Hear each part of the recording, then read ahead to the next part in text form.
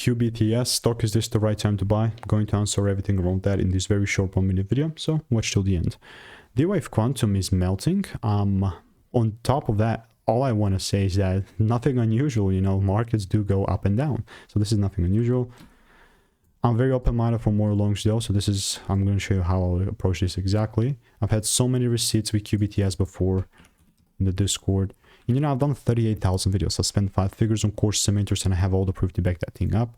Even like coming back into here, this is like me demonstrating you proof that the links that you saw on the chart just previous proof, you know.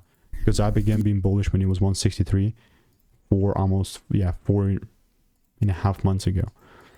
So bottom line, all it comes down to is that this is a cool demand zone, and if the price does not show me the rules that I want to see, then I'm just not going to be buying. Ultimately, everything it comes back down to. So let me know what is your opinion, and if you want to make more money trading in a simple and lean way, click the first link in the description. That's free sauce.